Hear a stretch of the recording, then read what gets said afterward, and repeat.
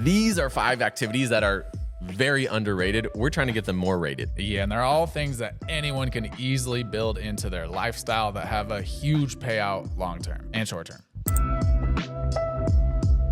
Train your lower limbs. And what we mean by this is below the knee and below the elbow. Yeah, I'm actually working with a woman right now who has elbow tendonitis and thumb tendonitis, and she's a new mom. And so happens she works on a computer all day. If you think about how we used to live our lives before computers, we'd often be like working with our hands all day. And there's so much like grip strength and dexterity that just comes from like minor tasks done repetitively, and we don't get that anymore. One of the things that we hear the most about at Strength Side is knee and ankle issues. A lot of the time, knee problems can come from actually having stiff and weak ankles. There's a huge need to train the lower limb. Yeah, and like you and I have both had minor to, for me, major elbow issues. And if I really think about what the problem was, I was hanging from bars and I was picking up barbells, but wasn't like really training my wrists to have like full capacity in all ranges of motion. I think that was one of the main reasons I ended up with elbow tendonitis, and it was just from doing pull-ups. I think you and I have always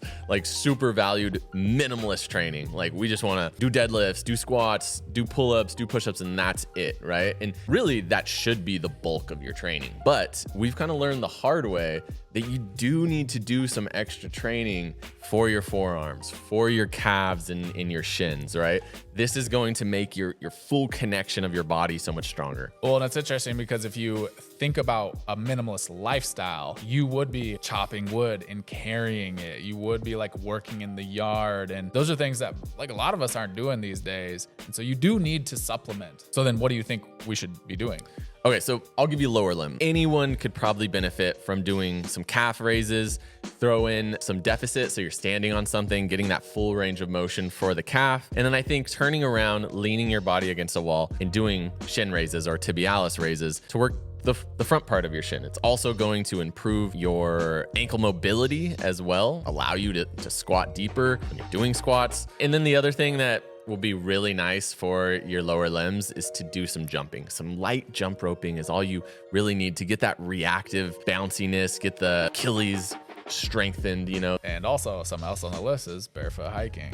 Another way to train your feet. Damn. Now for hands and wrists, basic things like wrist curls, wrist extensions. You know, I actually got recently one of those hand squeezer things, and like, oh man, I think like that, if I do that before I do pull-ups, I actually feel way better. And also just getting your hands on the ground. Like we always talk about crawling, but like it's really important to be able to extend your wrists all the way, be able to push through your fingers. So it just takes a little bit of time of putting your hands on the ground, doing some basic crawling, crab stuff. I can't tell you how many people I've worked with who are a little bit out of shape or just haven't done crawling stuff and get their hands on the ground and like they have to only go on their fingers because their wrist isn't flexible enough. Just simply getting on your hands and knees, getting those hands on the ground. And then of course, hanging daily. Like this is kind of low hanging fruit to just you see what I did there? To just strengthen your ability to grab onto something, as well as deadlifts. Object manipulation. The heck does that mean? It's like a fancy way to term juggling a soccer ball, dribbling a basketball, doing hacky sack. And what's really interesting about these activities, they have a bunch of benefits, and we kind of stop doing them after we're kids and we move into adulthood. I think when we start thinking of movement as exercise, then really everything you're doing is planned movement. But the cool thing about these activities is it gets you to respond or react to what's happening in front of you. And you have to move in kind of this improvisational way and accomplish it in a way that maybe your body isn't super used to. If you want to keep a ball in the air with your feet, it takes coordination, it takes rhythm, it takes hyper focus, right? Your mind can't be going in all these different directions. It has to be here on this one task. Yeah, and actually one thing that I notice a lot is my eyesight is better when I'm doing a lot of this, because your eyes are having to track something moving throughout the environment. Like how often do we do that in our day? So it's just to say, like, there's so many benefits to this one little thing. And also, I'm not opposed to having a little bit of fun somewhere in my day. I mean, this is a great way to get cardio. Like, Actually, yeah. Some of the times when I've been the leanest in my life, has been when I've been like valuing playing with a ball a lot, like getting outside, getting in the sunshine. Maybe you're doing this barefoot on grass, you're stacking your variables, getting some grounding. And the thing that I really didn't realize was when I started breaking up my day with, say, doing a hacky sack for 10 minutes, is that I had to focus so much on keeping the hacky sack from hitting the ground. When I went back to work, I was like way more focused on the task, right? So the productivity gains that you can get from this are pretty crazy. So how do you build this into your lifestyle? I personally warm up with juggling a soccer ball. I think it's a way better way to warm up your body than just jumping on a cardio machine. Like I mentioned earlier, I might break up my workday with grabbing a hacky sack, going for 10 minutes on a hacky sack.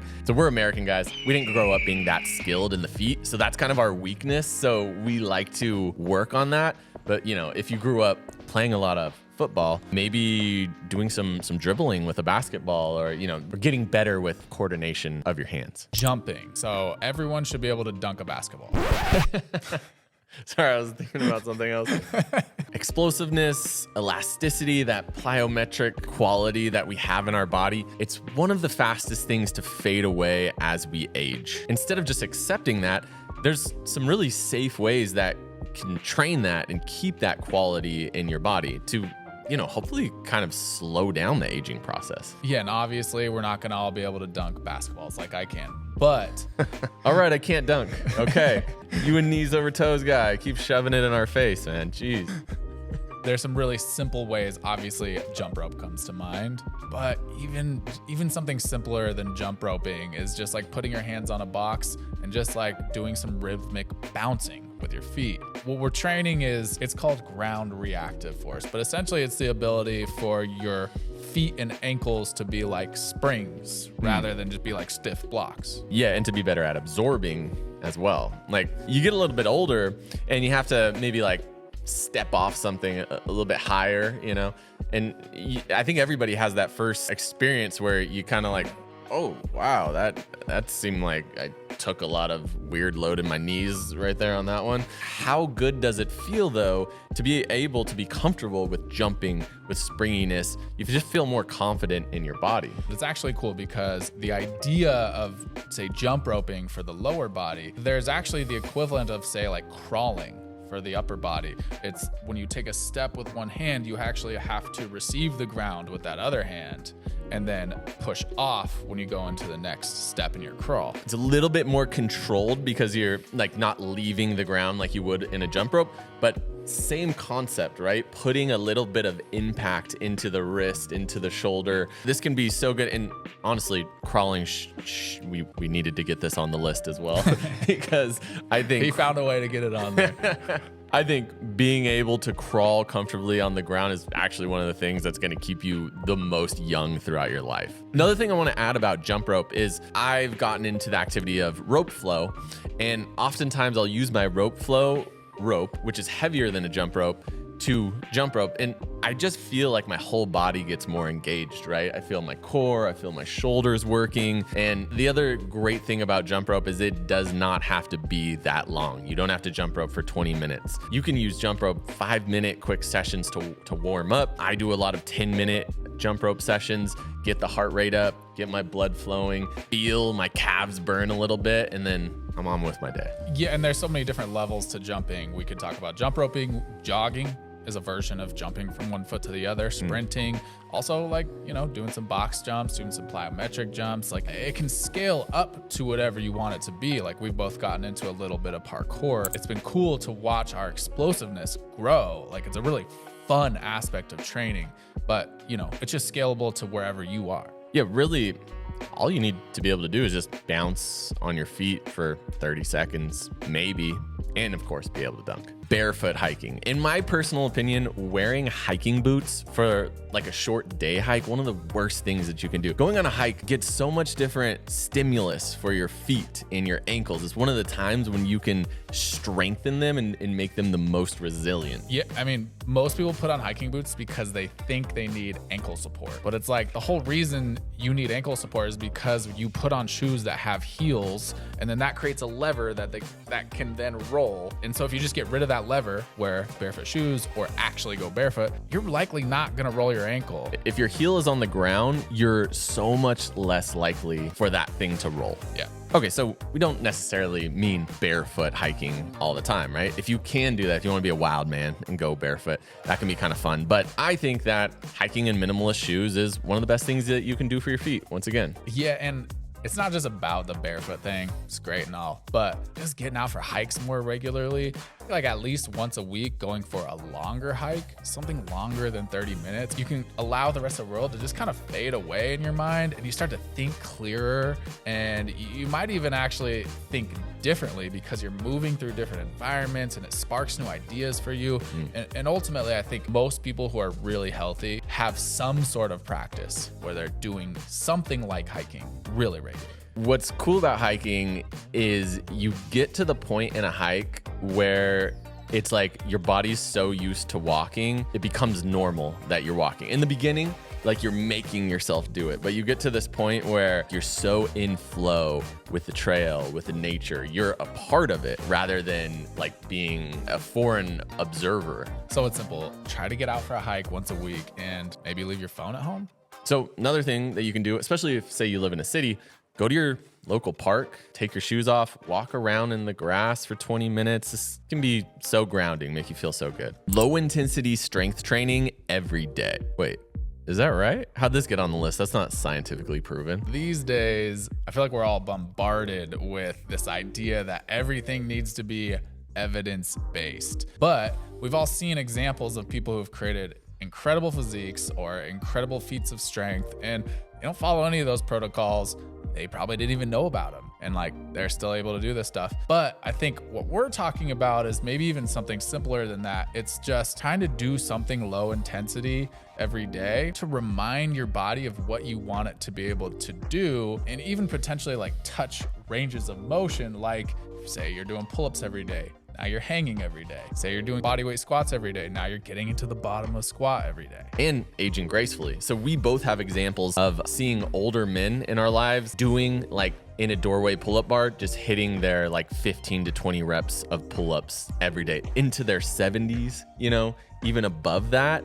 And how good of a routine is that to remind your muscles to be strong, to move full range of motion, right? And to just create this daily habit. Trevor and I, when we started training, we got right into the proper way of training, right? The evidence-based training, which is a really good thing to be knowledgeable about and to make progress. But I think we have had conversations that we both wish we would have went through a period where we were just doing pull-ups every single day. We were just doing push-ups every day. Yeah, we even made a video about lunging every day a while back. And like, that's something that I took on for a while. And like, I saw strength gains, but also it's something that you do that invigorates you in the morning usually.